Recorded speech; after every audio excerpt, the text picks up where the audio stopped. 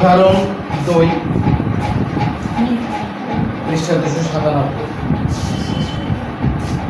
অঙ্কটা একটু করে নেই। কোন ত্রিভুজের দুই বাহুর দৈর্ঘ্য যথাক্রমে 9 সেন্টিমিটার ও 10 সেন্টিমিটার এবং এদের অন্তর্ভুক্ত কোণ 60 degree.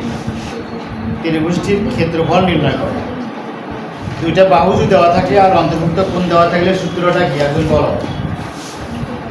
Half A B sign A sine theta বা সাইন এ সাইন বি, তাই না? আচ্ছা, এখানে এটা সমকোণী ত্রিভুজ না, এরকম একটা ত্রিভুজ যার এই এ বাহু হচ্ছে কত 9 সেন্টিমিটার আর বি বাহুটা হচ্ছে 10 সেন্টিমিটার আর এই কোণটা দেওয়া আছে 60।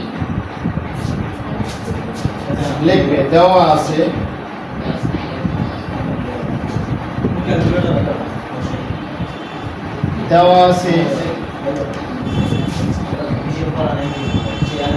এ বাহু সমান 9 সেন্টিমিটার আর বি বাহু হচ্ছে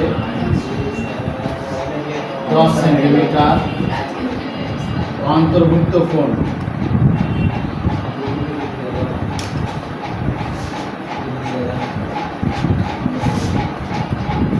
60 ডিগ্রি। এক্ষেত্রে আমরা কি জানি? আমরা জানি ক্ষেত্রফল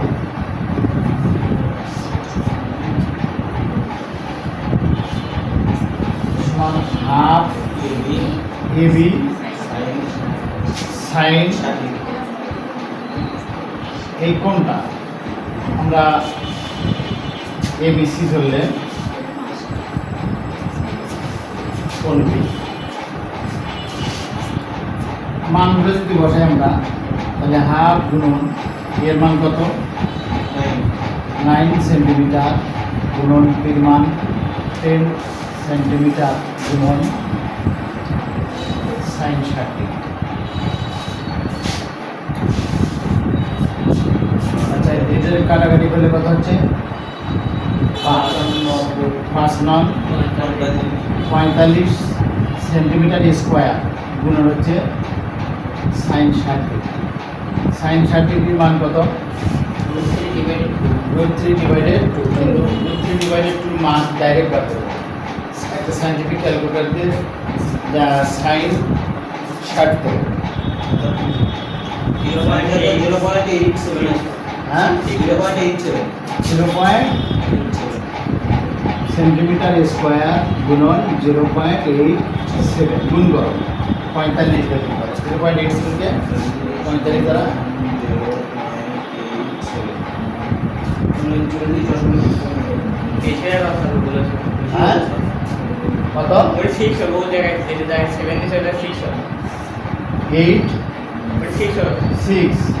হ্যাঁ এর পর আবার 6 আছে ওই জন্য তাহলে এটা 7ই হবে।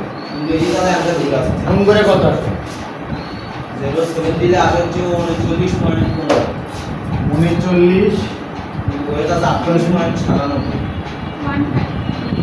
তা শেপ দিলে আটা ঠিক আছে হ্যাঁ শেপ দিলে আটা ঠিক আছে।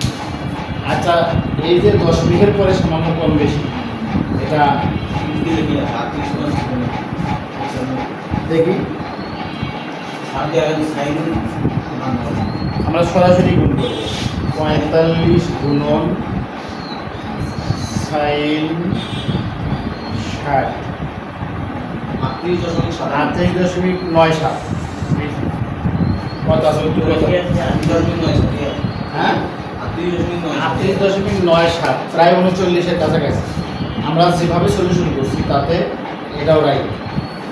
দশমিক অঙ্কর এই সাইন মানে অঙ্কের এই মানের একটু কম বেশি হতে পারে। আমরা এই মানটা যদি এইভাবে প্লেনভাবে দিই বুঝছো, যখনই ওই আমরা ডাইরেক্ট গুণ করছি তখন এরপরে দশমিক কতগুলো আছে সবগুলোই কিন্তু এই গুণের সাথে বর্তা আছে। এখানে আমরা শুধু 8-7 দ্বারা গুণ করার কারণে এরকম হচ্ছে। এক্ষেত্রে অ্যান্সার এটি রাইট, এটা অ্যান্সার রাইট। এটা দিলে ভুল দেওয়া হবে। 39.15 বাংলাদেশ লিখবা বর্গ সেন্টিমিটার।